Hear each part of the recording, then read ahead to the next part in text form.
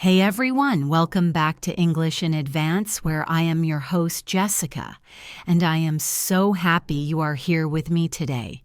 If you are listening to this, it means you are ready to take a huge step forward in your English journey.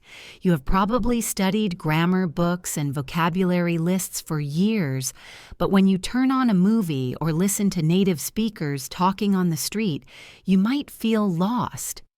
Do not worry because you are not alone.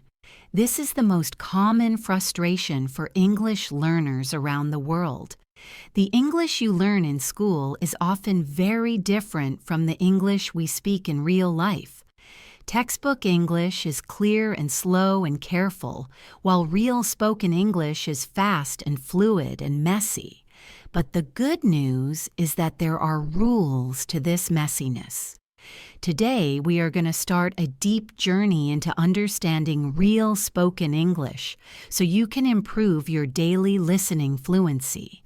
We are going to train your ears to hear what native speakers are actually saying, not just what you think they should be saying.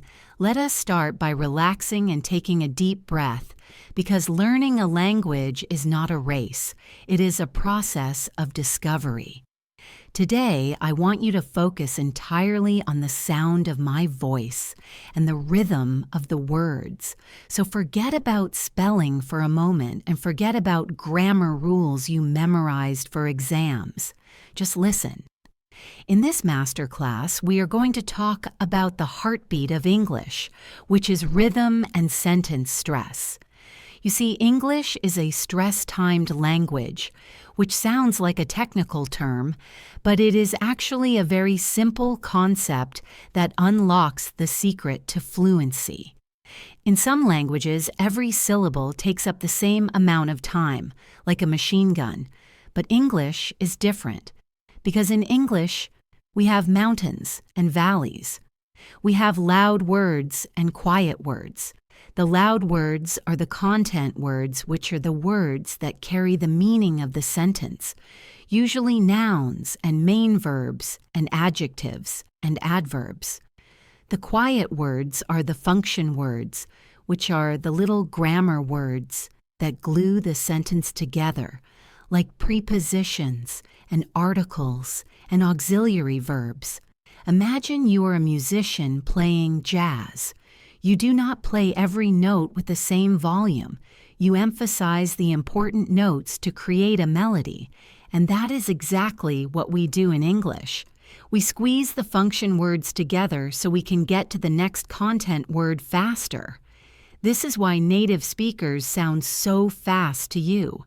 We are not actually speaking faster, we are just skipping over the unimportant parts. Let me give you an example. Think about the sentence, "I want to go to the store." If a robot said this, it would sound like "I want to go to the store," where every word has the same length and volume. But a native speaker says, "I want to go to the store." Listen closely to the difference. I want to go to the store. The important words are want and go in store, while the little words to and then disappear, almost completely becoming tiny sounds that just connect the big words. Let us try practicing this together right now. I want you to repeat after me, but do not worry about the exact words. Just focus on the beat. Da, da, da, da, da, da. That is the rhythm. Now let us put words to that rhythm with the phrase, "I went to buy some bread." Did you hear how the word to became just a tiny T sound? I went to buy. We do not say "I went to buy," we say "I went to buy." Try saying that out loud wherever you are. I went to buy some bread. Good. Now let us try a slightly longer one with "the cat is on the roof." The content words are cat and roof, while the function words are the, and, is, and on. So the rhythm is da, da, da, da, da, da. The cat is on the roof. Notice how is and on get squished together so it sounds like is on. The cat is on the roof. When you listen to native speakers, do not try to hear every single word separately, but instead listen for the peaks of the mountains and the stressed words. If you catch the stressed words, your brain will automatically fill in the gaps, which is a superpower for your listening skills. Now, I want to talk about something called the schwa sound. You might have heard of this before, but today we are going to really master it because the schwa is the most common sound in the English language. It is that lazy sound you make when you are relaxed, and it is the sound of function words when they are unstressed. Look at the word for spelled F-O-R. In the dictionary, it sounds like for, but in a sentence, it almost always becomes fair. I made this for you. I did not say for you. I said sorry. Listen again. I made this for you.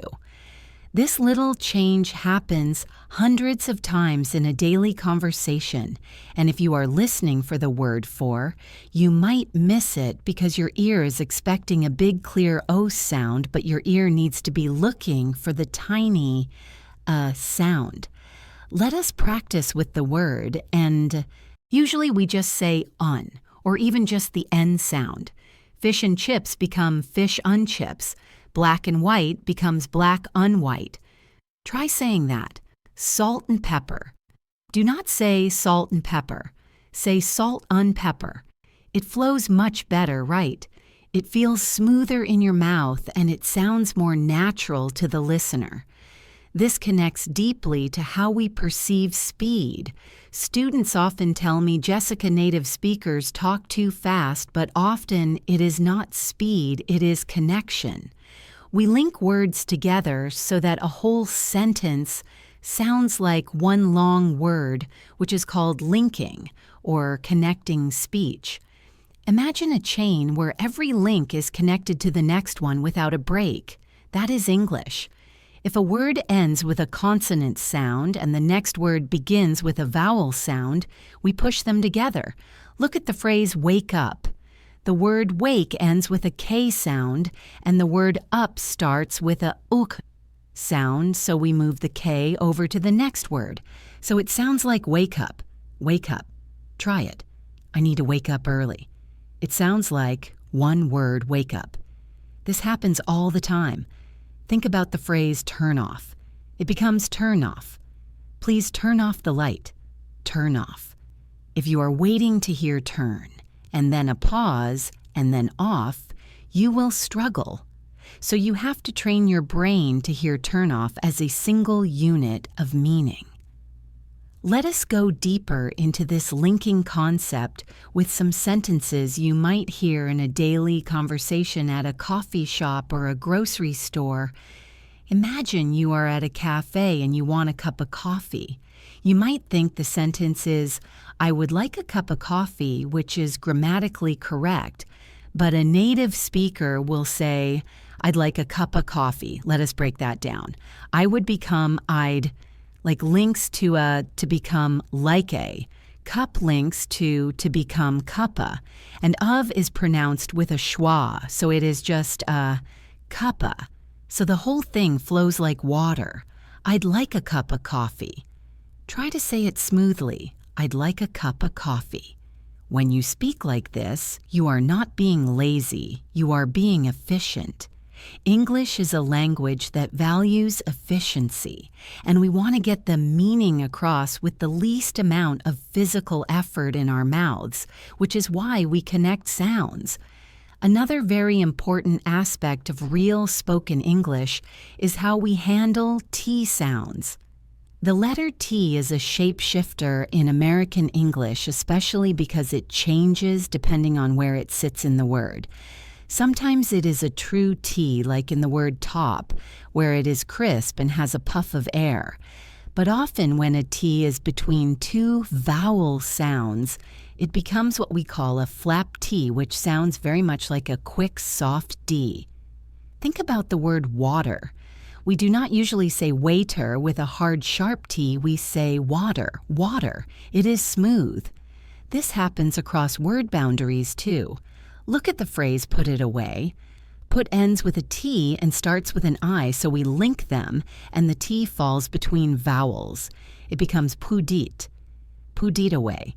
The T in it also falls between vowels, so it also becomes a flap T. The whole phrase sounds like put it away. Put it away. This can be very confusing if you are expecting crisp, clear letters, but once you know the rule, it becomes like a secret code that you have cracked. Put it away. Get up. Get becomes get up. Let us practice this with a sentence. I need to get up at 7. Listen to get up. Get up. I need to get up at 7. Why are we focusing so much on these tiny sounds? Because these tiny sounds are the key to the big picture. When you can identify these reductions and links, you stop translating in your head and start understanding instantly. It is like cleaning a dirty window. Suddenly, everything is clear.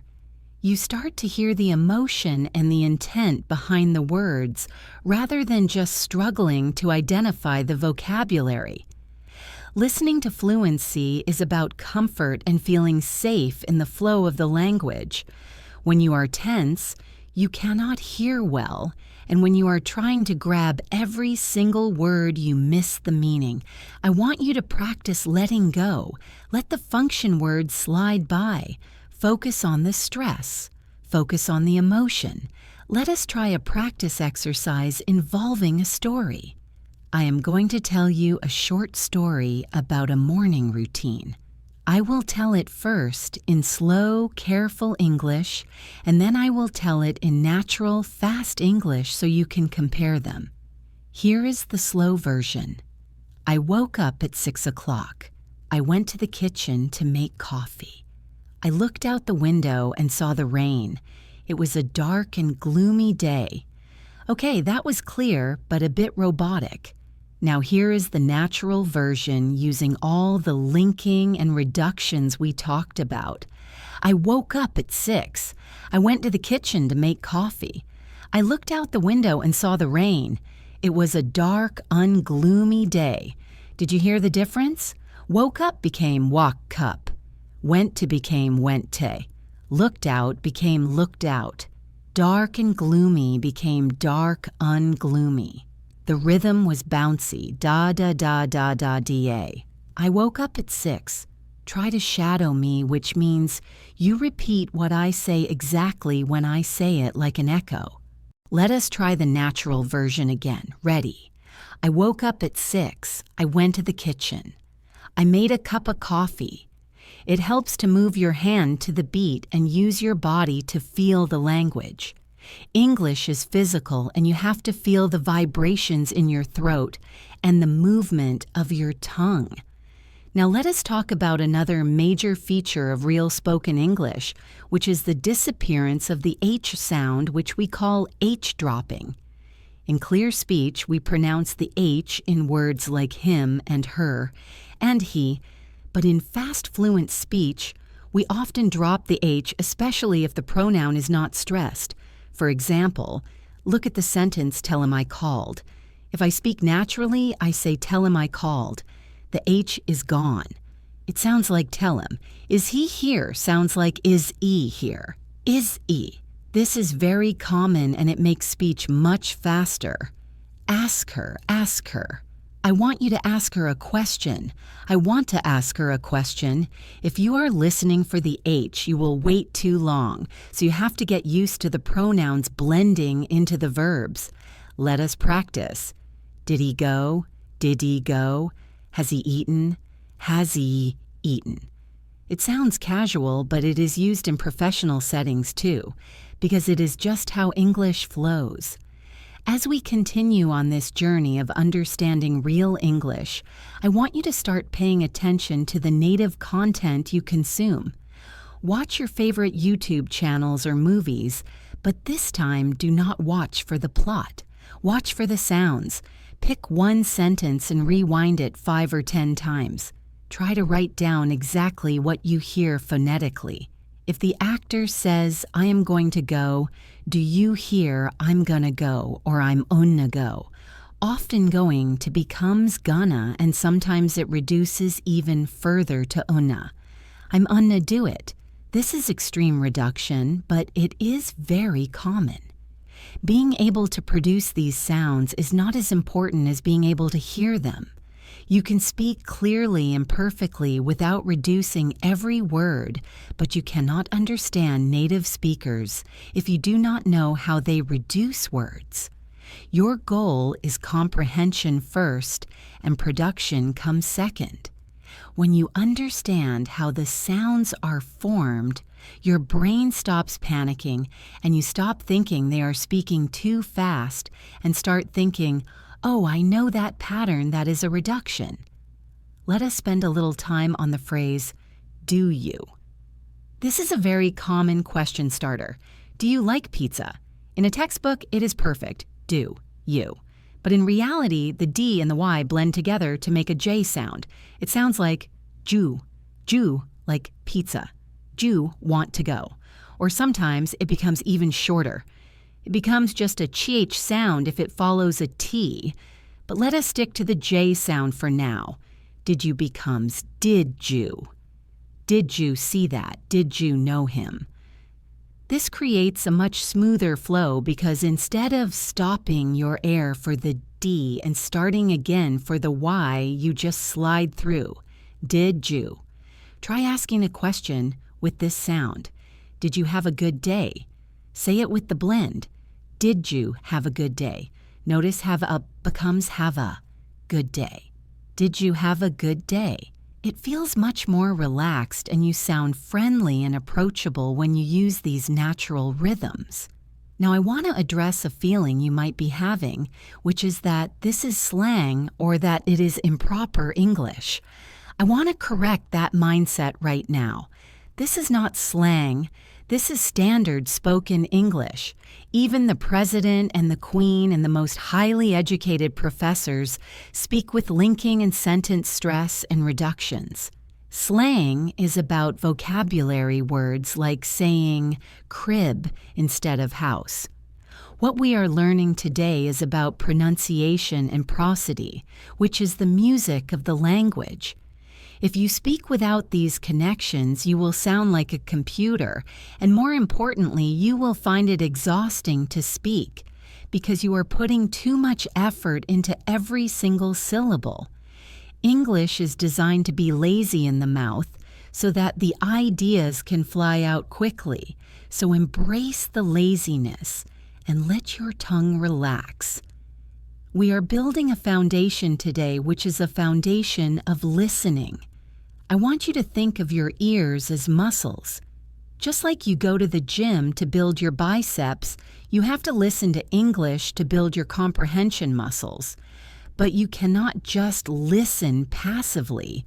You cannot just have English playing in the background while you wash the dishes and expect to become fluent. That helps a little bit, but for real progress, you need active listening. Active listening means you are analyzing the sound and asking yourself, why did it sound like that? You are pausing and repeating and engaging with the audio, which is exactly what we are doing here at English in Advance. We are dissecting the language so you can put it back together. Let us move on to another aspect of fluency, which is the glottal stop. This is a fancy word for a sound that is made by stopping the air in your throat. You do this in the word uh-oh. That little catch in your throat is a glottal stop. In American English, we often use this sound instead of a T sound when it comes before an N. Look at the word mountain. We usually do not say mountain with a strong T. We say moun-N, moun-N. We stop the air in the throat and then release it through the nose. Button, butt-N, cotton, cotton-N, forgotten, forgotten-N. This is a very subtle sound, but if you master it, you will sound incredibly native. It is distinctive to American English. Listen to the difference between mountain versus moun-N. One sounds careful and the other sounds fluent. Try it with the sentence, I lost a button. I lost a button. The T in lost links to a losta but N. I lost a but-N on the mountain. This is advanced listening practice, so if you are struggling to make the sound, do not worry, because just knowing it exists will help you hear it when others say it. I want to encourage you to be patient with yourself. Your ears have been trained for your native language since you were a baby, so it takes time to retrain them for English frequencies and rhythms. You might feel frustration today or tomorrow, which is normal. Frustration is actually a sign of growth. It means you are pushing against the limits of what you know. Keep pushing. Every time you listen and you understand a little bit more, you are winning. Every time you catch a linked phrase, you are winning. Celebrate these small victories. Think about the word of again. OF. We talked about how it becomes a schwa sound, but sometimes it drops the vowel entirely and just becomes a V sound or even just disappears. Cup of tea can sound like cup of tea, but lot of can sound like lotta. Thanks a lot, thanks a lot. It is one big word. Thanks a lot. When you are thanking someone, you do not pause, you flow. Hey, thanks a lot for your help. Thanks a lot for your help. Notice your becomes your. This is another very common reduction. Your and you almost always reduce. Can I help you becomes, can I help ya? Is this your pen becomes, is this your pen? If you say, is this your pen with a full O sound, it sounds very formal or emphatic, like maybe you are angry. Is this your pen? But normally we just say, is this your pen? We are covering a lot of ground today in this first part of our series. We have talked about sentence stress, the mountains and valleys of English and the schwa sound, the lazy vowel that glues sentences together. We have talked about linking words so they flow like a river and about reductions like wanna and gonna and dropping H sounds. These are the tools of the trade and the secrets that textbooks rarely tell you. But now you know them, and once you know them, you see them everywhere. I want you to take a challenge for the next few days. I want you to pick one of these concepts. Maybe pick linking. For the next 2 days, every time you hear English, whether it is on my channel English in Advance or in a song or a movie, focus only on linking. Try to hear where one word ends and the next begins. Try to hear the consonants moving over to the vowels. Turn off becomes turn off. Focus on that. Then for the next 2 days, focus on reductions. Listen for wanna and gonna and hafta. Hafta is have to. I have to go. I have to go. Collect these sounds like you are collecting seashells on a beach. The more you collect, the richer your understanding becomes. This is just the beginning. We have so much more to cover as we continue. We are going to talk about intonation, which is the melody of the voice and how it changes meaning. We are going to talk about difficult consonant clusters and how to simplify them. We are going to practice with real-life dialogues and stories. But for now, I want you to feel proud of yourself for getting through this foundation. You are doing the hard work that most students avoid. Most students just want a list of words to memorize. You are doing the deep work of training your ears and your brain. That is what sets you apart and what makes you an advanced learner. Remember that fluency is not about being perfect, it is about being connected. Connected to the listener and connected to the rhythm and connected to the flow of the conversation. When you speak with the natural rhythm of English, you make it easier for others to understand you, and you make it easier for yourself to understand them. It is a two-way street, so take a deep breath, relax your shoulders, and let the English language flow through you. You are doing great. Moving on to the next phase of our deep dive into real spoken English, I want to acknowledge that if you are listening to this right now, you are dedicated to your fluency. And that dedication is exactly what will get you to your goal. We have established the rhythm or the heartbeat of English and discussed how we stress important words and squeeze the little words. Now we are going to build on that foundation and move from the rhythm to the melody. We are going to talk about intonation and advanced sound blending. If rhythm is the drums of the language, then intonation is the singing. It is the rise and fall of your voice that gives English its emotion and its meaning. Many learners come to me and say, "Jessica, I'm saying the words correctly, but people still think I sound angry or bored." This is almost always an issue with intonation. In some languages, the tone is flat and steady, but in English, if you speak with a flat tone, you sound robotic or uninterested. We use pitch to signal our feelings. Think of your voice like a musical instrument where you can go high and you can go low.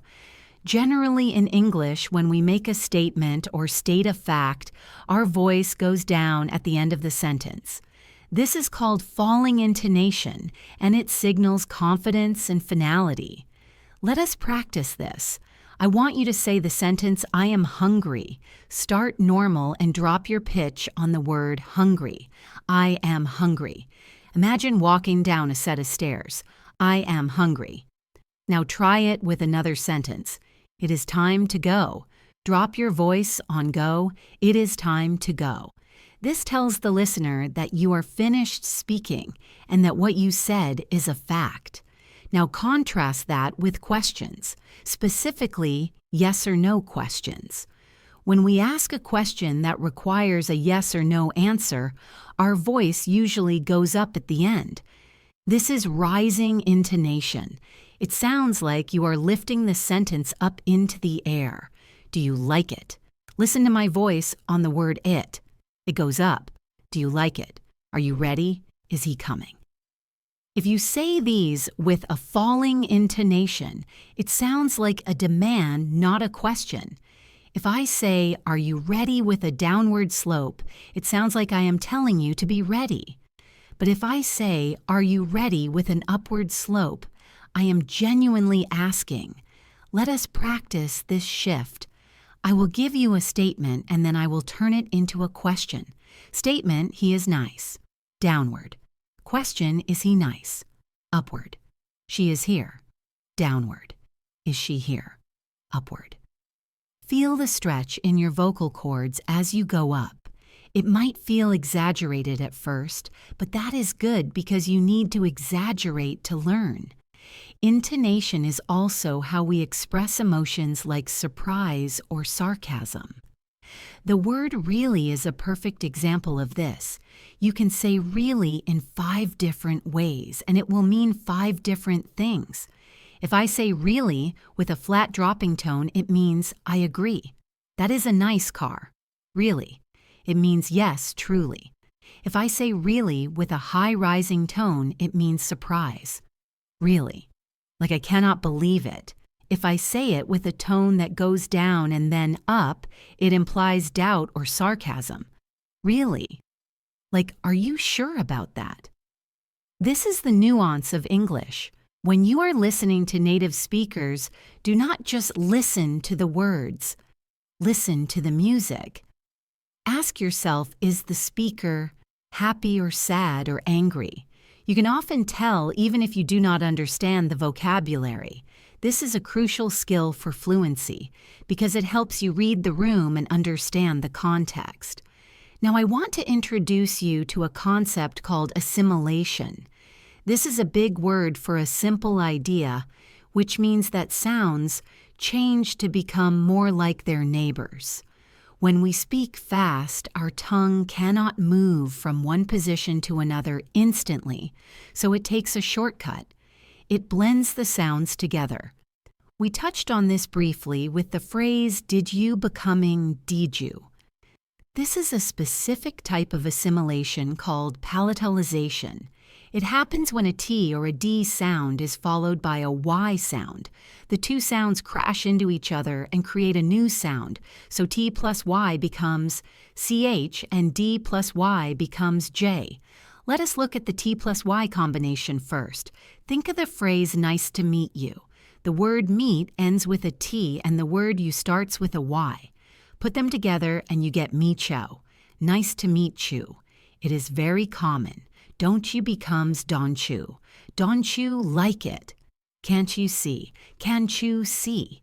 This CH sound is standard in American English and flows so much better than stopping for the T and starting again for the Y. Let us practice this CH blend. I want you to say the sentence, won't you come in, but blend the won't and you. Won't you come in? Won't you? Imagine you are sneezing. Achoo. Won't you? It is the same sound. Won't you come in? Haven't you heard? Haven't you heard? This makes you sound incredibly fluent. Now let us look at the D plus Y combination, which makes a J sound. We already practiced did you, but let us look at would you and could you. Would you like some tea? Would you like some tea? Could you help me? Could you help me? The sound is thick and buzzy. Jew. Could you? Try to say this sentence with me. Did you know that would you and could you change sounds? Listen to how I say it. Did you know that would you and could you change sounds? It is like a secret code of connection. Once you start using this, your speech will become faster and smoother naturally without you even trying to rush. Another very important type of assimilation is what happens to the letter N. When an N sound is followed by a P or a B or an M sound, it often changes into an M sound. Why? Because P and B and M are made with the lips, while N is made with the tongue touching the roof of the mouth. Your brain knows that the lips need to close for the next word, so it tells the N to change into an M, to get ready early. Look at the phrase 10 pounds. 10 ends with N, and pounds starts with P. Try saying 10 pounds very fast. Your lips want to close on the end, so it naturally becomes 10 pounds. 10 pounds. Or Green Park. It sounds like Green Park. One more example is sandwich. We often say sandwich. The N turns into an M because of the W sound, which uses lips. This is subtle, and you do not have to force it as it happens naturally if you are speaking fluidly. But when you are listening, do not be confused if you hear them pounds. It is just the lazy, efficient mouth of a native speaker at work. Let us move on to something called elision. Elision means disappearing. In English, when we have a cluster of consonants, especially at the end of a word, sometimes the middle consonant just drops out completely because it is too hard to say. The most common victims are T and D when they are sandwiched between other consonants. Look at the phrase next door. We have XTD, which is 3 consonants in a row. It is hard to say next door, so we drop the T and it becomes next door. I live next door. Or the phrase best friend. We have STF, so we drop the T and it becomes best friend. You are my best friend. It sounds casual, but again, this is standard connected speech. We do not articulate every single letter. The word fax sounds like fax. The word hands sounds like Hans. Put your hands up. Put your hands up. If you try to pronounce the D in hands up, you will stop your flow. Hands up. I want to pause here and do a deep listening practice with you. I am going to describe a scene from a daily life situation. I want you to close your eyes if you can and visualize the scene. Do not try to translate the words into your native language. Just let the images form in your mind. I will use all the linking and intonation and reductions we have discussed. Imagine a busy morning at a train station. Here is the story. I was running late for work, so I rushed to the station. I needed to buy a ticket, but the machine was broken. I looked around and saw a long line at the counter. I thought to myself, oh no, I am going to miss my train. Just then, a guard saw me. He asked, could you use the app? I said I did not know there was an app. He smiled and said you should try it. It saves a lot of time. So I downloaded it and bought my ticket just in time. Now let us break that down. Did you hear the flows? I was running late for work, for reduce to fear. I rushed to the station. Rushed ends in ed, but it sounds like T. Rushed becomes rusty. I needed to buy a ticket, but the machine was broken. I looked around. Looked around becomes looked around, and saw a long line at the counter. I thought to myself, thought to becomes thoughty. Oh no, I'm unna miss my train. Going to became unna. I'm unna. Just then a guard saw me. He asked, could you use the app? There is that J blend. Could you became could you? I said, I didn't know there was an app. Was and becomes wasn't. He smiled, unsaid. Smiled and becomes smiled un. You should try it. Try it becomes try it.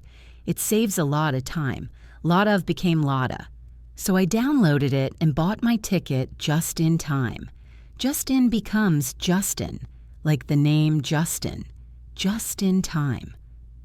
Listening to English this way is like looking at a painting up close where you see the brush strokes. When you step back, you see the whole picture. When you are listening to a podcast or a movie, try to toggle between these two modes. Spend 5 minutes listening for the brush strokes, the little links and sounds, then spend 5 minutes just relaxing and enjoying the picture, the meaning of the story. Both are important because if you only analyze, you will lose the joy, and if you only listen for meaning, you might miss the chance to improve your accuracy. Let us talk about another key aspect of fluency, which is chunks. Native speakers do not speak word by word, we speak in chunks or phrases. These are groups of words that always go together. We store them in our brains as single units. For example, phrases like, at the end of the day, or to be honest, or having said that. When you learn English, do not just learn the word honest, learn the phrase to be honest. This helps your listening because when you hear the beginning of a chunk, your brain can predict the end. If you hear someone say to be, you might expect honest or fair or sure. You are narrowing down the possibilities, which makes listening much less exhausting. Let us practice some common chunks. Repeat after me. By the way, this is used to introduce a new topic. By the way, did you see that movie? Next chunk. In the meantime. This means while waiting. I will cook dinner in the meantime. Next chunk. Out of the blue. This means unexpectedly. He called me out of the blue. When you hear out of the word blue often follows. Let us practice listening to chunks in a sentence. Listen to this. I wanted to go to the park, but on the other hand, it looked like rain. The phrase on the other hand is a chunk. It means however or alternatively. It is said very quickly. On the other hand. It sounds like one long word. On the other hand. If you try to hear on and then the and then other, you will get lost. You need to hear the melody of the chunk. Da da da da da. On the other hand, another one is looking forward to. I am looking forward to the weekend. Looking forward to. It means excited about. Look forward to seeing you. Look forward to hearing from you. These are blocks of language, so build your house with blocks, not with grains of sand. Now, I want to address something that often holds learners back, and that is the fear of misunderstanding. You might be afraid that if you miss one word, you will not understand the whole conversation. I want you to release that fear because you do not need every word. You need the keywords, the stressed words, and the context. If you are in a restaurant and the waiter asks you something and you hear water, you can guess he is asking if you want water.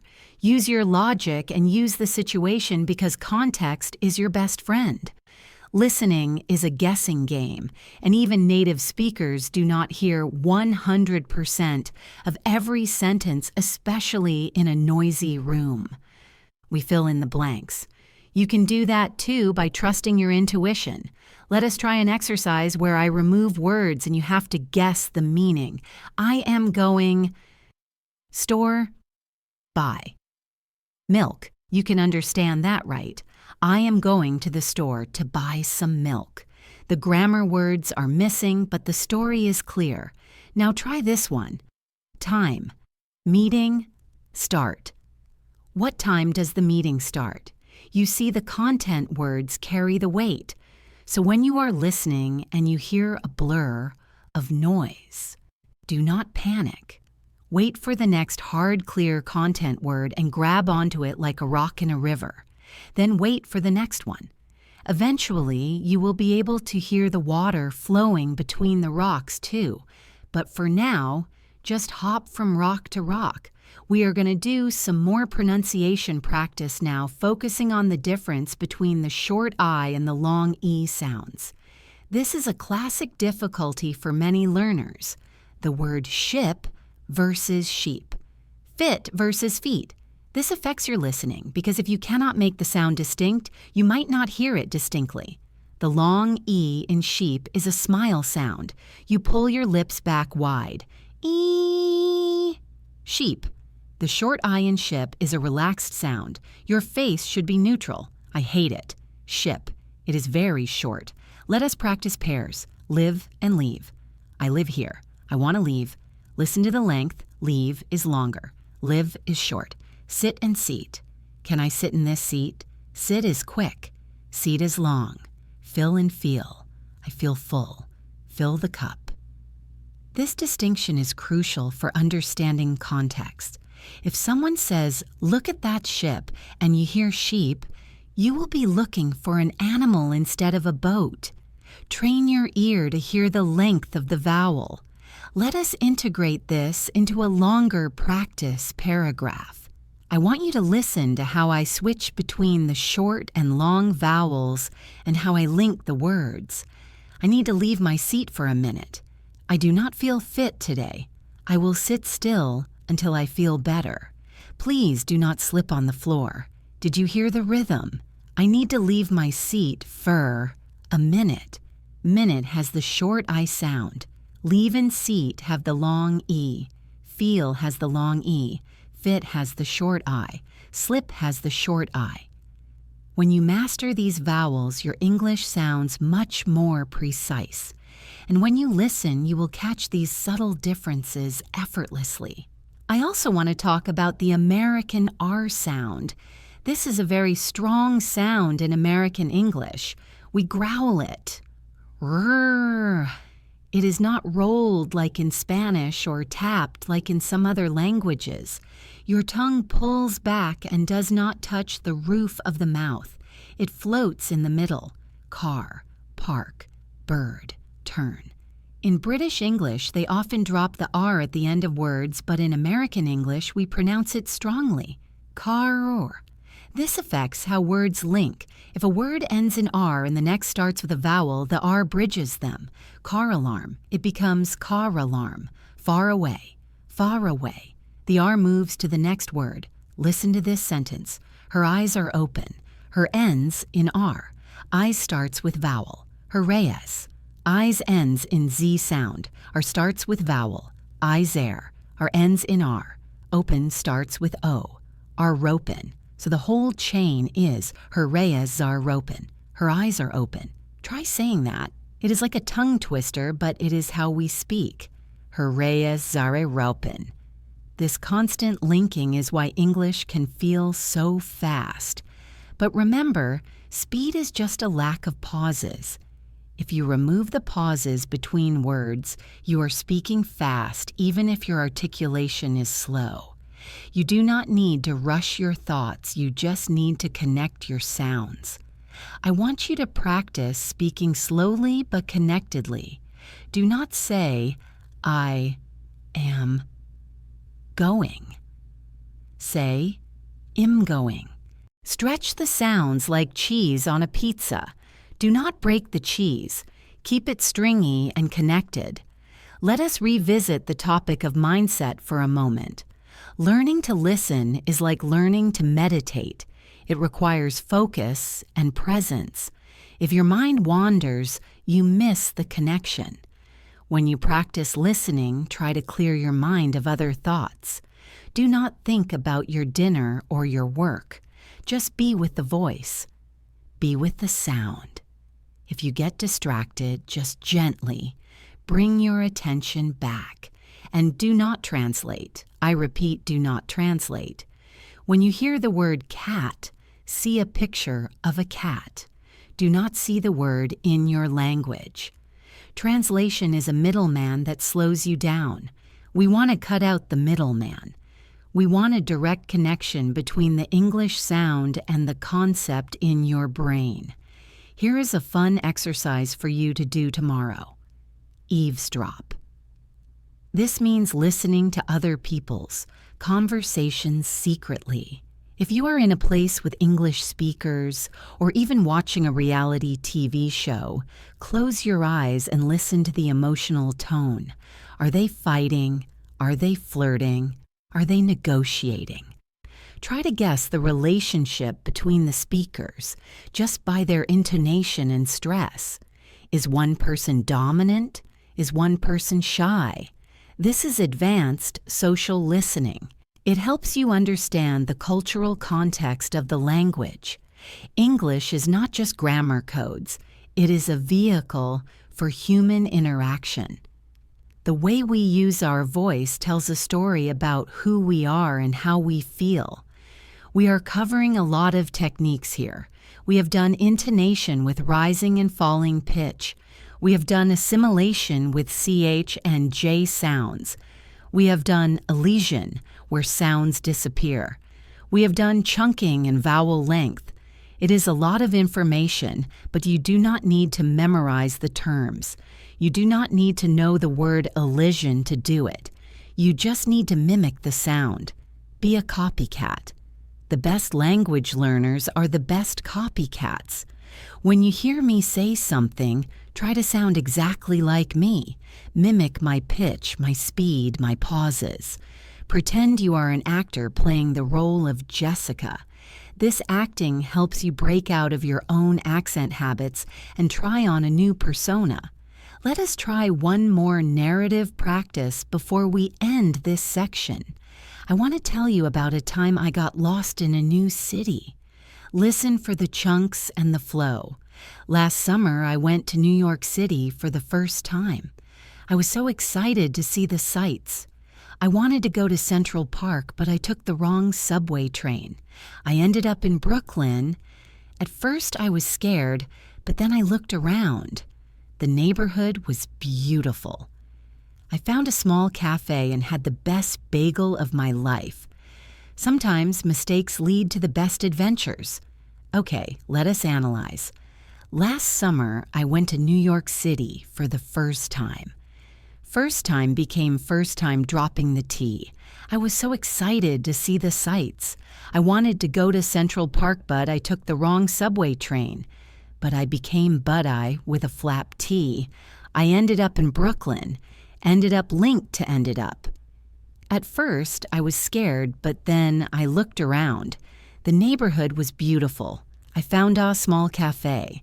Found became founda dropping the D slightly, and had the best bagel of my life.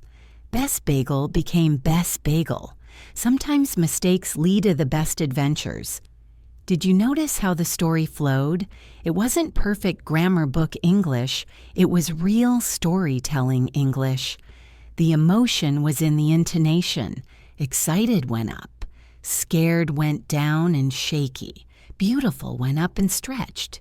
Use your voice to paint the picture. If you say I was excited with a flat voice, nobody believes you. You have to sound excited. I was so excited. Punch the word excited. Stretch the vowel excited. This makes you engaging to listen to. As we move forward, I want you to reflect on how your listening is changing. Maybe you are starting to notice these patterns more. Maybe you are realizing that English is not as chaotic as it seems. It has rules, they are just not the rules you learned in school. They are the rules of sound and physics and human connection. Now we are going to take those building blocks and construct something even bigger. We are going to look at the architecture of speech. We are going to discuss thought groups pausing and the invisible bridges that connect vowels. We will also touch on how to tune your ears to different accents, and we will do some high-intensity listening practice to really test your skills. Let us begin with a concept that will instantly make you sound more professional and help you understand long, complex sentences. This concept is called thought groups. When you see a long sentence written on a page, it looks like one long string of words. But when we speak, we do not say the whole sentence in one breath. We break it up into small, manageable chunks of information. These chunks are called thought groups. Imagine you are saying a phone number. You do not say 555 1 2 3 4 5 6 7 all in one rush. You say 555 pause 1 2 3 pause 4 5 6 7. You break it up so the listener can process the numbers. We do the exact same thing with sentences. If I say the sentence, "When I get home from work, I am going to cook dinner and watch a movie," without pausing, it sounds frantic and robotic.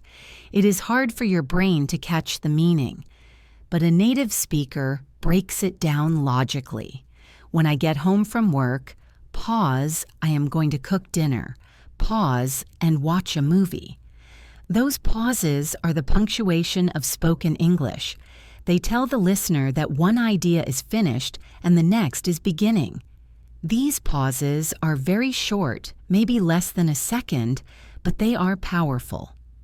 Within each thought group, the words flow together smoothly like we practiced earlier. But between the thought groups, there is a tiny break. This is crucial for your listening because it gives your brain time to catch up. If you try to listen to a 10-minute speech as one long stream, you will get exhausted. You need to listen for the breaks. The breaks tell you how the information is organized. Usually we pause at commas and periods, but we also pause before connecting words like and or, but or because. We pause between the subject and a long verb phrase. Let us practice hearing these groups. I am going to read a paragraph, and I want you to listen for the tiny pauses. Even though it was raining, pause, we decided to go for a walk.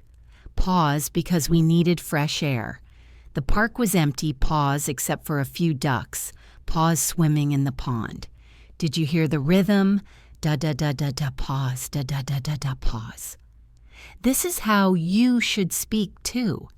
It gives you time to think about what you want to say next. You do not have to rush. Many students think fluency means speaking fast without stopping. That is a myth.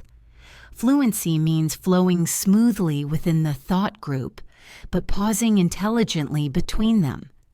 The most charismatic speakers in the world, like Barack Obama or Steve Jobs, were masters of the pause. They use silence to create impact. You can do that too.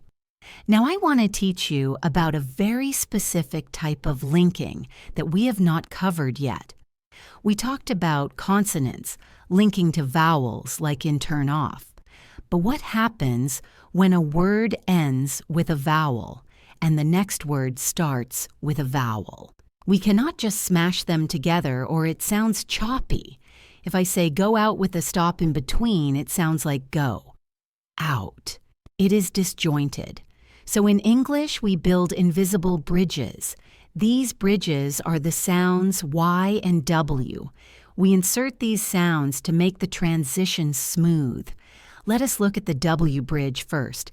This happens when the first word ends in a round lip vowel sound like O or U.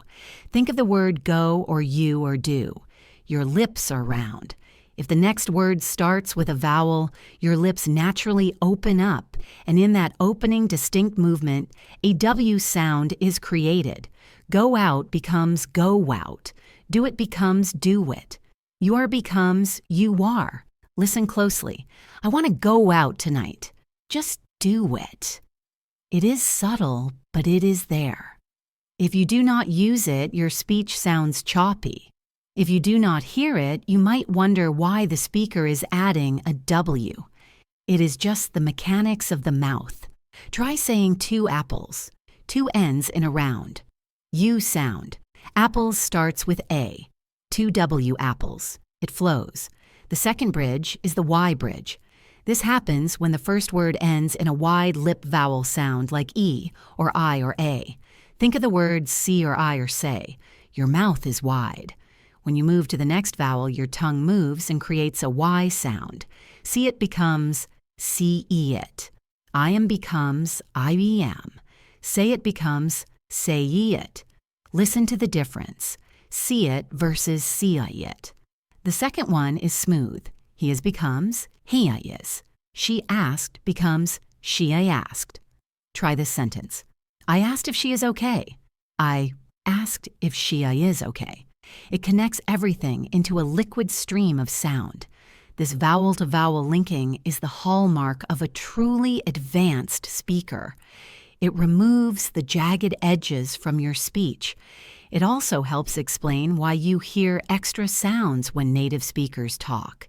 You might hear a Y or a W that is not written in the text. Now you know why. It is physics. It is the path of least resistance for the tongue and lips. Let us integrate this into a practice story.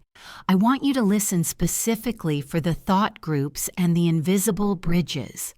I will exaggerate them slightly so you can catch them. I want to go out pause, but I am so tired.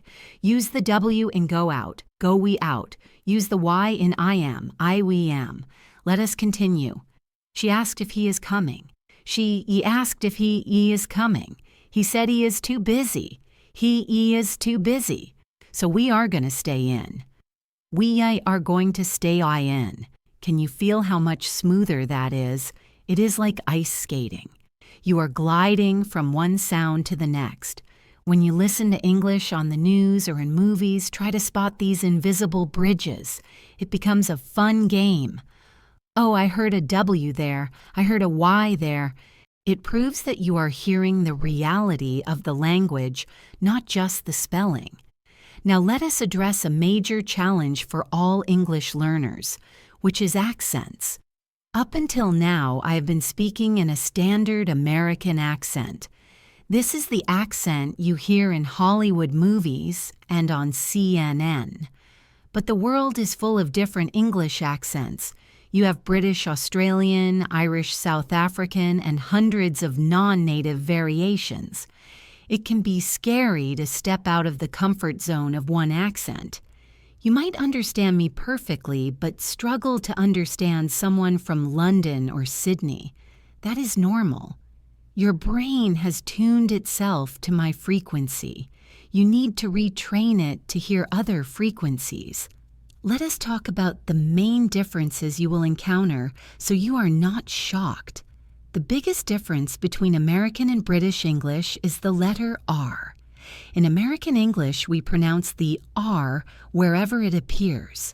Car, hard, door. We call this rhotic. In standard British English, they often do not pronounce the R if it comes after a vowel. Car sounds like caw, hard sounds like hod. Door sounds like daw. So if you hear someone say, open the daw, please do not be confused. They mean door. The vowel usually gets longer to make up for the missing R.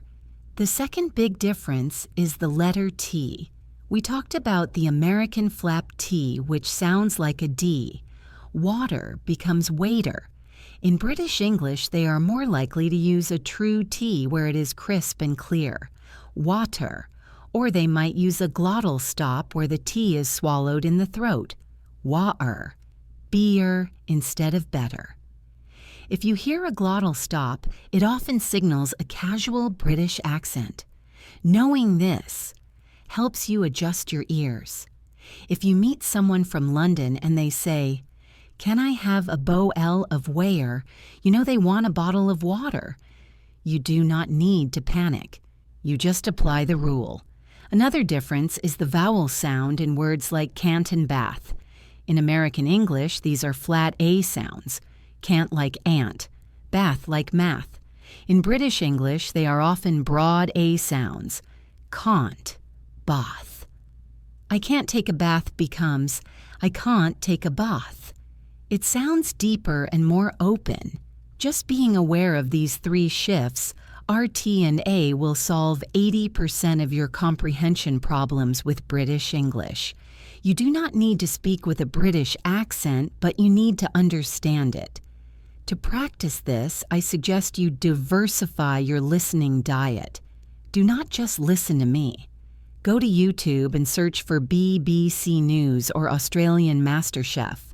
Listen for 5 minutes. At first, it will feel like a struggle. Your brain will work hard, but after a few minutes, your ears will adjust. It is like walking into a dark room. At first, you see nothing, but then your eyes adjust and you can see shapes. Your ears do the same thing. Give them time. Be patient. Now I want to do something high energy. We are going to do a high-intensity listening drill. I am going to ask you rapid-fire questions. I will use all the reductions links and shortcuts we have learned. I want you to try to understand the question instantly. I will not leave a long pause. I will ask it. Then I will explain what I said. Are you ready? Let us go. Question 1. What'd ya do last night? Did you catch that? What'd ya do? What'd ya is, what did you? The T and D and Y all blended together. What did you do last night? What'd ya do? Question 2. Where'd you go? Where'd you go? The J sound is did you. Where did you go? Where'd you go? It is extremely reduced. Question 3. How are ya doing? How are ya doing? How are you doing? R becomes just R. You becomes ya. Doing drops the G. How are ya doing? Question 4. Jeet yet. This is a classic. Jeet yet. It means did you eat yet? Did you becomes J. Eat sounds like eat. Jeet. Jeet yet. Question 5. Imma go out later. Imma means I am going to. Go out has the W bridge. I am going to go out later. Imma go out later. Question 6. Do you want a cup of tea? Do you want a cup of tea? Do ya is do you. Wanna is wanna. Cuppa is cup of. Do ya want a cup of tea? How did you do? If you miss some, do not worry.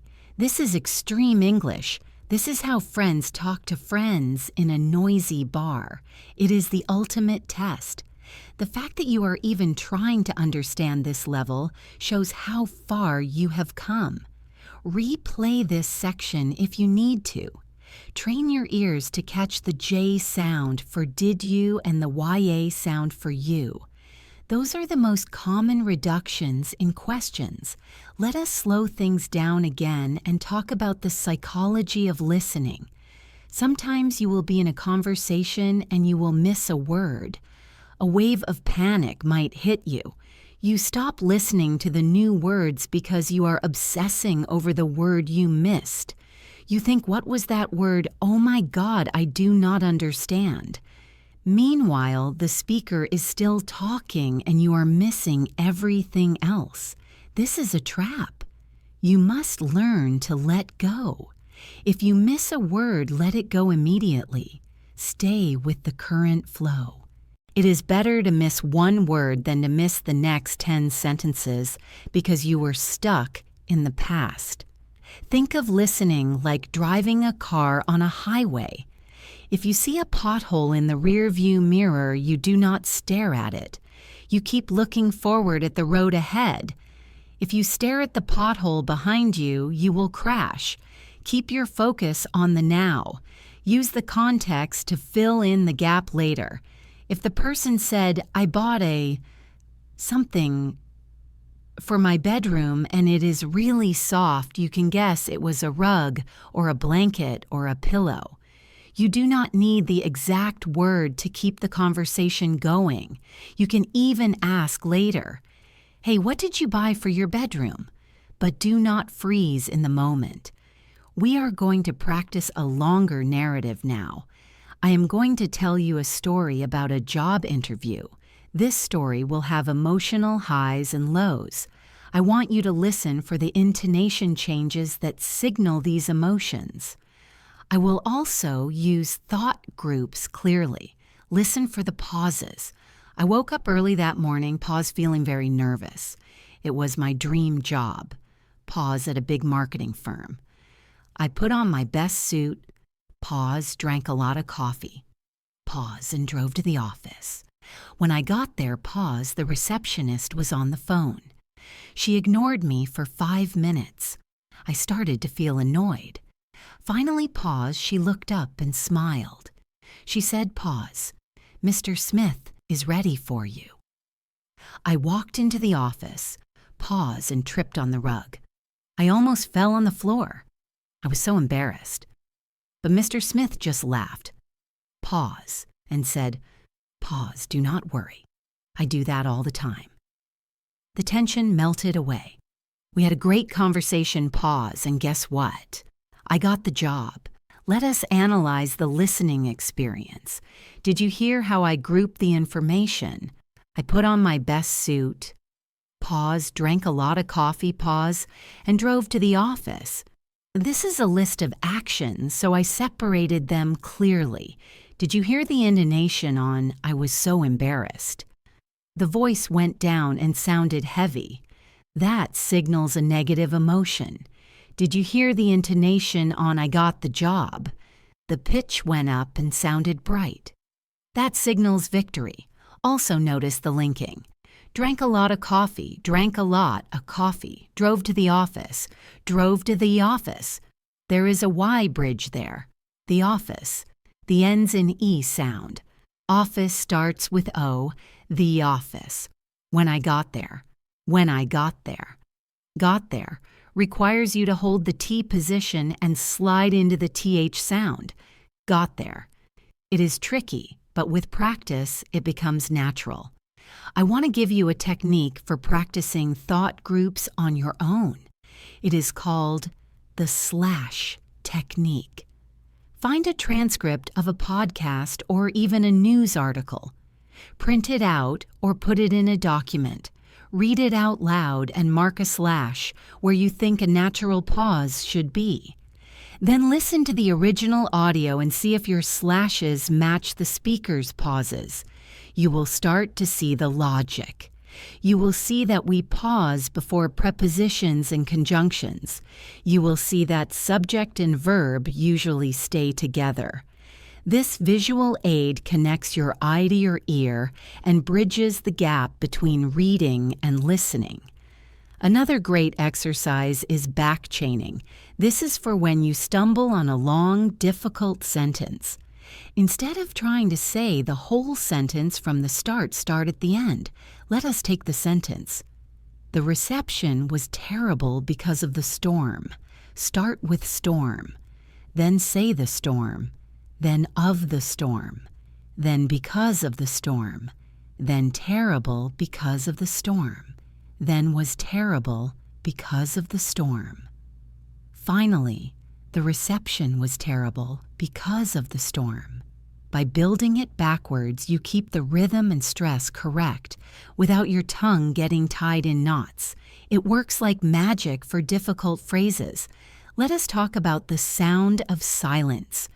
In many cultures, silence is uncomfortable. In English conversation, silence can be awkward too, but it is also a tool. If someone pauses in the middle of a sentence, do not rush to interrupt them. They might be gathering their thoughts. They might be emphasizing a point. Listen to the pitch. If their pitch is hovering in the middle, it means they are not done. If their pitch drops low, it means they are finished. This is a key listening clue. If I say, "I am not sure," with a flat tone, you know I am about to say more. Maybe I will say, "But I will think about it." If I say I am not sure with a falling tone, it means that is my final answer. Learn to listen to the pitch of the silence. We are building a very sophisticated set of skills here. You are no longer just translating words. You are interpreting sound waves. You are analyzing physics and psychology. This is what it means to be fluent. Fluency is not knowing every word in the dictionary. Fluency is the ability to flow comfortably with the current of the language. I want to touch on the concept of fillers. These are words like learners often hate these words and think they are bad English, but actually they are very important for listening. They give you a break. They signal that the speaker is thinking. If you hear it means, get ready, the next word is coming. If you hear, you know it is a check for understanding. The speaker is connecting with you. Do not filter these out completely. Use them as breathing room for your brain. If a native speaker says it was like really big, the words like and do not add meaning, but they add flavor and rhythm. They make the sentence softer and less direct. As we move toward the final phase of our masterclass, I want to remind you that listening is an active sport. You can listen while you wash dishes, but that is passive listening. It is good for maintenance, but for improvement, you need active, focused listening. Sit down for 10 minutes a day with a notebook. Write down new connected sounds you hear. Write down intonation patterns. Be a scientist of sound. We've been on quite a journey together. We started with the raw, physical sounds of rhythm and stress. We moved through the melody of intonation and the mechanics of linking. We explored the architecture of thought groups and the invisible bridges that connect words. And now here we arrive at the summit, where we are going to talk about the soul of the language. We are going to explore the things that make English colorful and human and sometimes very confusing. We are going to talk about humor and sarcasm and cultural references and how to use movies to skyrocket your skills. We will also create a final roadmap for your future so you know exactly what to do after this series ends. You have learned the rules of the game, so now we are going to learn how to play the game with style. The hardest part of listening is not understanding the words, but understanding the intent. Have you ever understood every word in a sentence, but still felt like you missed the joke? That is because you were listening literally. But humans do not speak literally. We speak with layers. We hide meaning behind our tone. We use words that mean the opposite of what they say. This is where advanced listening begins. It begins with the detection of attitude. Let us start with sarcasm. Sarcasm is very common in English, especially in American and British culture. It is when we say something positive to mean something negative or vice versa. Imagine you spill coffee all over your new shirt. A friend looks at you and says, "Great job." If you look at the words great and job in the dictionary, they are positive. But the tone tells the real story. The voice is usually flat or dragged out. Great job. The pitch might drop or have a weird wobble. If you are only listening to the vocabulary, you might think they are complimenting you. But if you listen to the music of the voice, you hear the criticism or the joke. Let us practice this. I want you to say the phrase, "Yeah, right." If you say it with enthusiasm, like, "Yeah, right," it means you agree. But in conversation, we often use it to mean, I do not believe you. Listen to the difference. Someone says, I won the lottery. You reply, yeah, right. The vowel breaks and stretches. It goes up and down, yeah, right. It sounds skeptical. This is listening for subtext. Subtext is the meaning underneath the text. When you watch Netflix or talk to native speakers, stop asking, what did they say? And start asking, why did they say it like that? Was it a joke? Was it an insult? Was it a flirtation? The clues are always in the prosody, or the sound quality. Another huge layer of listening fluency is understanding idioms and cultural references. Native speakers use these constantly without thinking. We do not say I am very happy. We say I am on cloud 9. We do not say that is easy. We say that is a piece of cake. If you try to visualize a cloud or a cake, you will be confused. You have to learn to hear these as single units of meaning, just like we learned with phrasal verbs. When you hear piece of cake, your brain should instantly translate it to easy. You should not even think about dessert. Let us look at some sports idioms because English is obsessed with sports metaphors. Even if you do not like sports, you will hear these in business and relationships. If someone says, the ball is in your court, it means it is your turn to make a decision. This comes from tennis. If I hit the ball to you, I cannot do anything until you hit it back. So if your boss says, I gave you the offer and the ball is in your court, listen for the meaning, not the tennis match. They are waiting for you. Another one is out of left field. This means something was unexpected or strange. His question came out of left field. It means it was a surprise.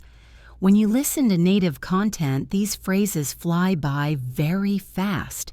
Do not get stuck on the literal image. Grab the feeling and move on. Cultural references are even trickier because they require knowledge of history or pop culture. If someone calls a task a mission impossible, they are referencing a movie. They mean it is very hard, but maybe exciting. If someone says he is a real Scrooge, they are referencing a character from A Christmas Carol. They mean he is stingy with money. You cannot learn all of these from a textbook. You learn them by consuming content.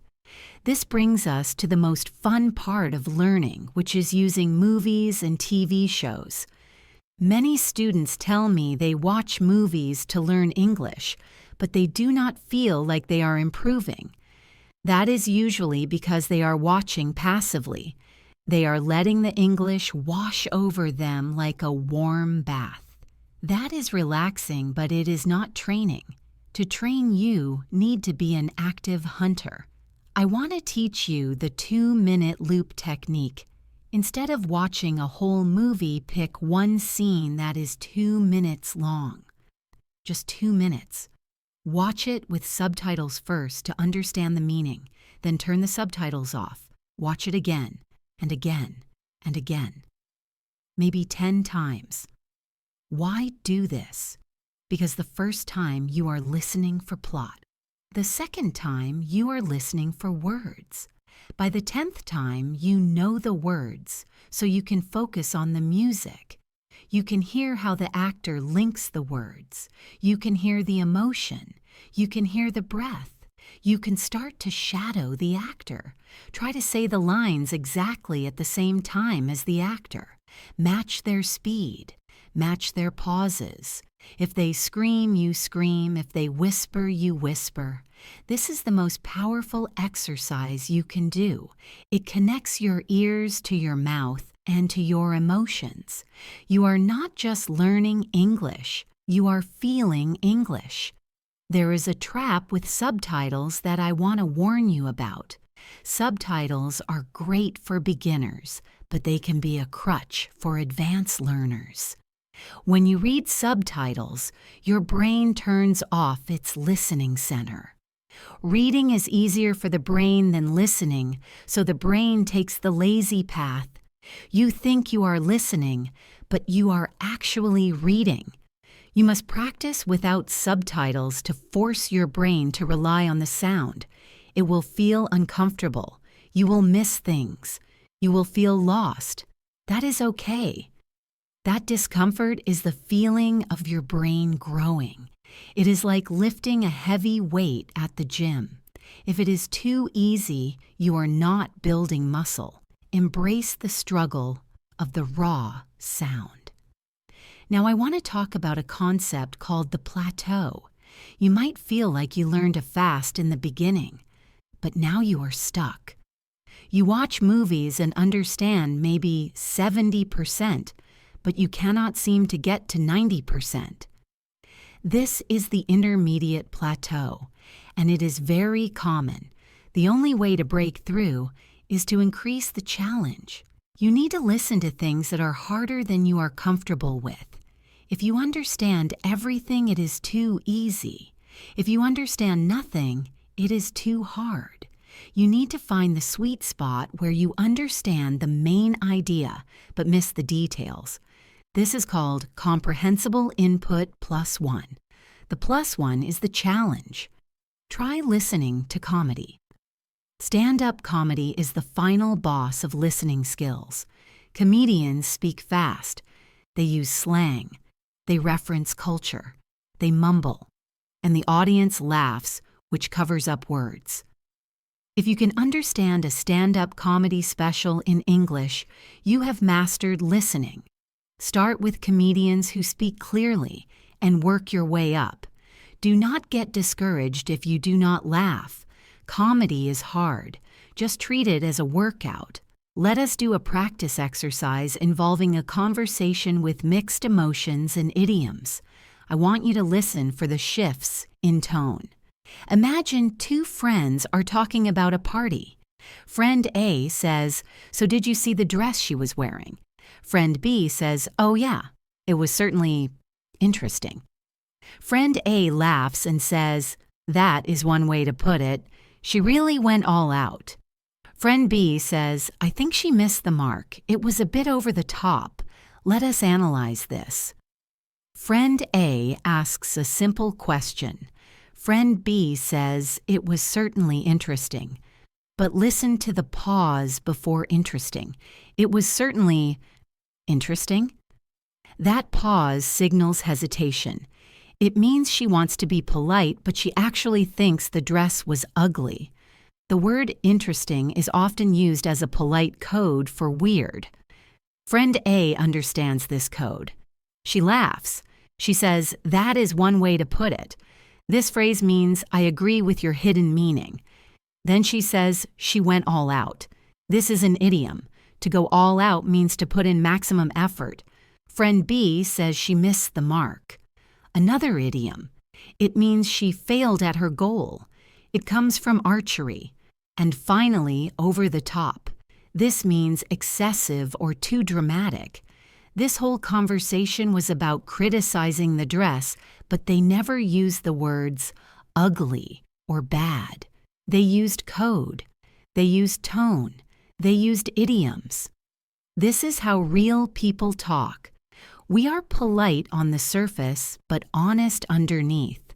Your job as a listener is to dig underneath. Now I want to address the psychological side of listening, which is fear. Many learners are afraid of not understanding. This fear creates a wall. When you are anxious, your brain shuts down.